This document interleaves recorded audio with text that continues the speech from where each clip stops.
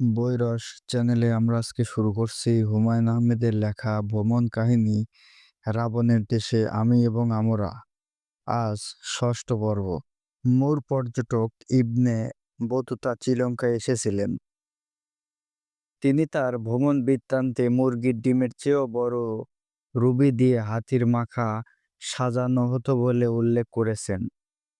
Chinese পর্যটক ফা Hien শ্রীলঙ্কায় একটি রুবি দেখেছিলেন, যা মানুষের বাহুর মতো লম্বা এবং বিঘত চওড়া।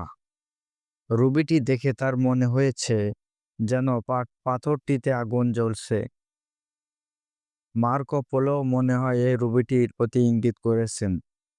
রত্ন আহরণের পদ্ধতি অত্যন্ত সহজ। নদীর কাদাবালি মেশানো পানি এবং নদীর তলদেশের মাটি ঝুড়িতে নেওয়া হয়, পুরীর নিচটা চালনির মতো। এই ঝুড়ি পানিতে ধুয়ে কাদামাটি এবং ময়লা দূর করা হয়। ভাগ্য ভালো হলে রত্ন পাওয়া যায়। আমি মনে করি বাংলাদেশের শঙ্খ নদীতে এইভাবে রত্নের অনুসন্ধান করা যেতে পারে। শঙ্খ নদী পাহাড় পর্বত কেটে সমুদ্রের দিকে আছে। পাহাড় পর্বতে আটকে থাকা মণিমুক্তা শঙ্খ নদী বেয়ে নিচে নামার কথা। আমাদের পাশের দেশ বার্মা যদি রুবিতে ভর্তি থাকে, আমরা দোষ করেছি কি? বার্মার মাটি শ্রীলঙ্কার মাটি আমাদের দেশের মাটির মতোই পলি গঠিত। পার্বত্য চট্টগ্রামের পাহাড়গুলো শ্রীলঙ্কার চেয়েও উঁচু। বাংলাদেশে যে রত্নের অনুসন্ধান করা যেতে পারে, তা মনে হয় কারো মাথায় আসেনি। শ্রীলঙ্কার মণিমুক্তা সম্পর্কে বিতং করে লেখার একটি ব্যক্তিগত কারণ আছে। আমার এক সময়ে শখ ছিল রত্ন সংগ্রহ করা। পৃথিবীর যেখানে গিয়েছি রত্ন কেনার চেষ্টা করেছি। কখনো পেরেছি, কখনো অর্থের অভাবে পারিনি। আমার সংগ্রহের রত্ন শ্রীলঙ্কায় দুর্লভ পন্ডরাগমণি আছে। আমার পাথর সংগ্রহের নেশা যখন তুঙ্গে, তখন দুটি দেশে খুব যেতে ইচ্ছে করত, একটি শ্রীলঙ্কায়, অন্যটি বার্মা। বার্মায় পাওয়া যায় খাঁটি রুবি। রুবি নীল এবং পঙ্খ পদ্মরাগমণির মতোই দামি। দুটি দেশের কোনোটিতে যাওয়া হয়নি, কারণ বার্মায় সাময়িক জান্তা, আসল মগের মূল্য, আর শ্রীলঙ্কায় চলছে গৃহযুদ্ধ।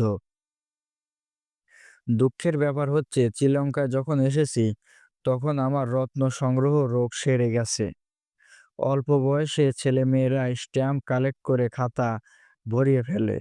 একসময় তাদের এই ব্যাধি সেরে যায়, খাতাও হারিয়ে যায়। কয়েন কালেক্টরদের একই অবস্থা। অনেক ঝামেলা করে সংগ্রহ করা মুদ্রা একসময় যেখানে সেখানে পড়ে থাকে। পুত্র নিষাদের কাছে গৌতম বৃদ্ধ শ্রীলঙ্কার আল্লাহ, যে যথাযথ ভক্তি নিয়ে শ্রীলঙ্কায় আল্লাহর সামনে দাঁড়িয়েছে। এই বৌদ্ধ মূর্তিটি মার্বেলের। আমি রত্ন সংগ্রহ করছি ৩০ বছর ধরে, সবই বাক্সবন্দী। কাউকে মুগ্ধ এবং বিস্মিত করতে চাইলে বাক্স খুলি। আজ আমি শ্রীলঙ্কার রাস্তায়। কিছু দূর পর পর জেমসের দোকান। একবারও দোকানে ঢুকতে ইচ্ছা করল না। শাওন বলল, রত্নের দেশে এসে রত্ন কিনবেন না? আমি বললাম, আনা রাজুলুন মিসকিন। শাওন বলল, এর মানে কি? আমি বললাম, এর অর্থ আমি একজন মিসকিন। মিসকিনের রত্ন রোগ সাজে না, কাজেই রত্ন কেনা হবে না। শাওন বলল, আমি টাকা দিচ্ছি, তুমি তোমার পছন্দের একটা রত্ন কিনে আনো। আমি রত্নের দোকানে ঢুকলাম না, কাঠের মূর্তির দোকানে ঢুকে একটি বৃদ্ধ মূর্তি কিনলাম। নাজমা ভাবি মহা বিরক্ত হলেন। ভুরু কুঁচলে বললেন, এত দাম দিয়ে বৃদ্ধের মূর্তি কিনছেন, আপনি কি বৌদ্ধ ধর্ম গ্রহণ করবেন? আমি হা সূচক মাথা নাড়লাম। শ্রীলঙ্কায় হা সূচক মাথা নাড়ার অর্থ না। ভাবি তা বুঝলেন না। তিনি স্বামীর কাছে নালিশ করলেন, হুমায়ুন ভাই বৌদ্ধ ধর্ম নিবেন? ছি ছি ছি ছি ছি, কি কাণ্ড! লেখক হলে যা ইচ্ছে করা যায়। আমি নাজমা ভাবির সঙ্গে ঝামেলায় গেলাম না। গৌতম বৃদ্ধের মতো মৌনভাবে ধারণা করলাম। রাতে ঘুমাতে যাব, হঠাৎ দেখি আমার বালিশের ওপর চমৎকার একটি মুন স্টেন। চন্দ্রের আলোয় মতো হালকা আলো বের হচ্ছে। মুন স্টেশনের সঙ্গে একটি চিঠি।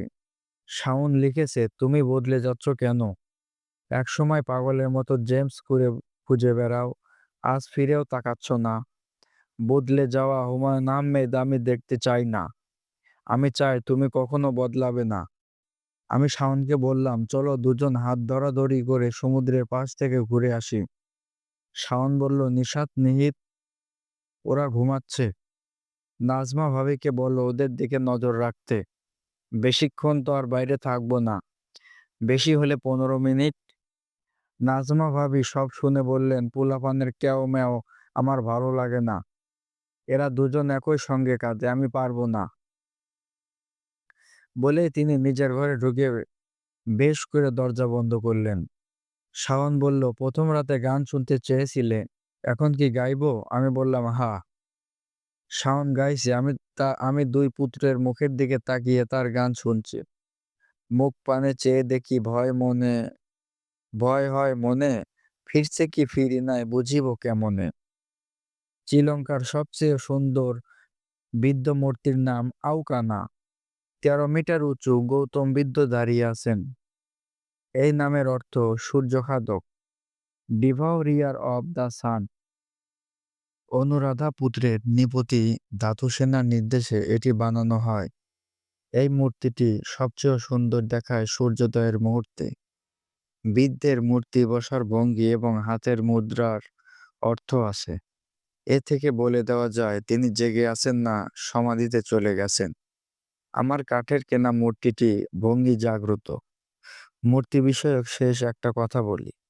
পুত্র নিশাত দেশে ফিরে সবাইকে বলছে, আমরা শ্রীলঙ্কাকে আল্লাহকে কিনে এনেছি।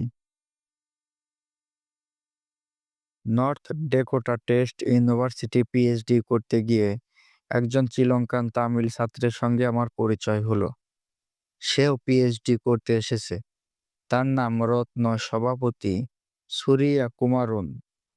আমেরিকানরা এই নাম ছোট করে ডাকে সুরি। আমিও ডাকি সুরি। সুরি অতি ভদ্র, অতি লাজুক ছেলে। ভাত না খেলে তার পেট ভরে না বললেই চলে।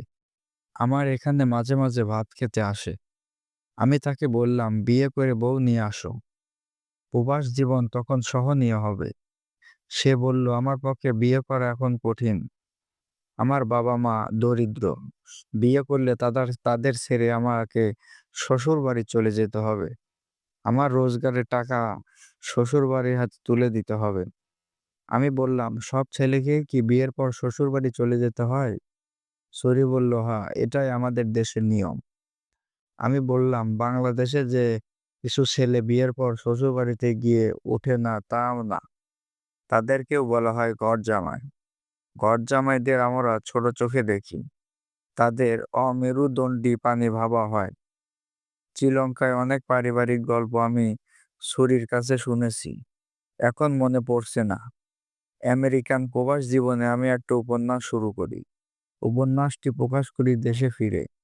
সবাই গেছে বনে। এই উপন্যাসটি উৎসর্গ করা হয় রত্ন সভাপতি সুরিয়া কুমারের নামে। শ্রীলঙ্কায় পা দেওয়ার পর থেকেই আমার এই বন্ধুটির কথা মনে পড়ছিল। শাওনকে বলতেই সে ইন্টারনেট খুলে বসে গেল। ফেসবুক থেকে বের করতে পারল না।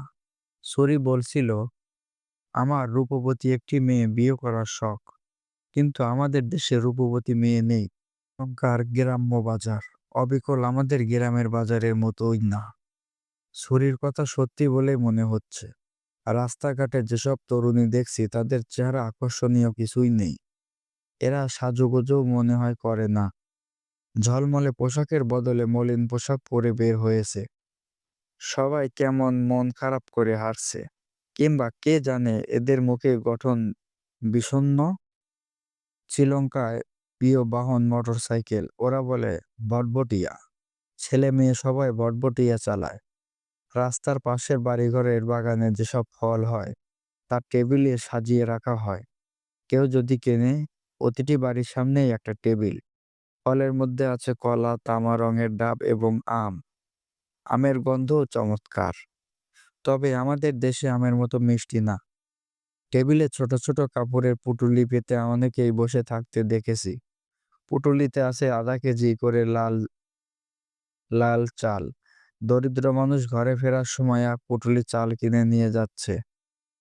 গ্রাম্য কিছু বাজার দেখলাম আমাদের দেশের গ্রামের বাজারের মতোই, তবে প্রচুর শুটকি মাছের দোকান দেখলাম। লোকজন কিনুক বা না কিনুক শুটকি মাছ কিনছে।